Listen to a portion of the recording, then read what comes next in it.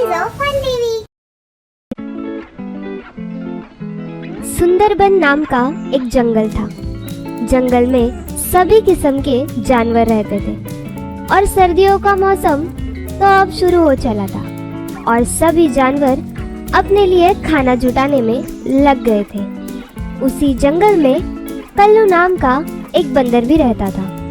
वो अपनी एक फ्रूट चाट की दुकान भी चलाता था, पर अब सर्दियों में फल कौन ही खाता। तो अब उसके थैले पे जैसे भीड़ कम ही होने लगी थी और उसका काफी ज्यादा नुकसान होने लगा। अब बंदर बहुत परेशान हो गया।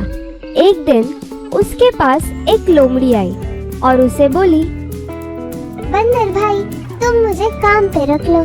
मैं एक शातिर लोमड़ी हूँ, मैं तुम्हें माला माल कर दूंगी। ये सुनकर बंदर बोला, पर तुम्हें तो मैंने पहली बार देखा है जंगल में, तुम हो कौन? लोमड़ी बोली, अरे बंदर भाई, मैं पहले अपने सेठ के लिए चोरी किया करती थी, पर अब मैं वहाँ से भाग आई हूँ।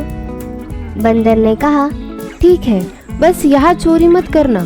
लोमड़ी मान गई और उसने बंदर की दुकान पर काम किया और देखा कि बंदर की दुकान पे तो बहुत ही कम ग्राहक आ रहे हैं। उसने बंदर को एक आइडिया दिया और कहा, बंदर भाई, तुम्हें ठंडी के मौसम में अब बर्गर बेचना चाहिए, तुम्हारा धंधा खूब चलेगा।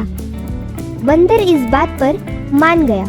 उसने लोमड़ी को बर्गर के लिए अंडे खरीद के लाने को कहा, पर लोमड़ी ने अंडे खरीदे नहीं। उसने मुर्गियों के अंडे चुराना शुरू कर दिया और अंडे को लाकर बंदर को दे दिए। बंदर इस बात से अनजान था।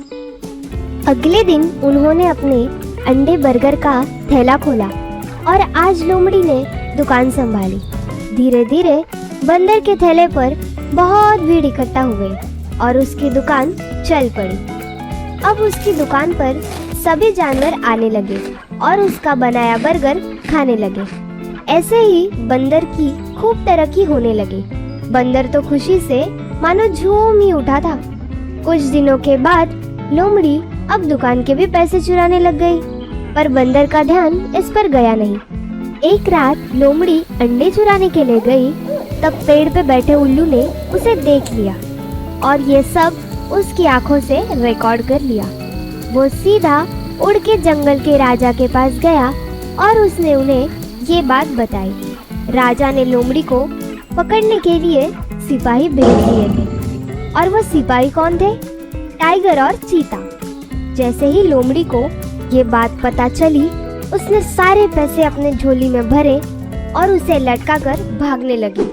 भागते भागते उसके सामने एक नदी आई और उस नदी को पार करने के लिए लोमड़ी कोशिश करने लगी, पर अचानक से उस नदी में बाढ़ आई और लोमड़ी उस बाढ़ में डूब के मर गई। इस कहानी से हमें ये सीख मिलती है कि बुरे काम का अक्सर बुरा ही नतीजा होता है।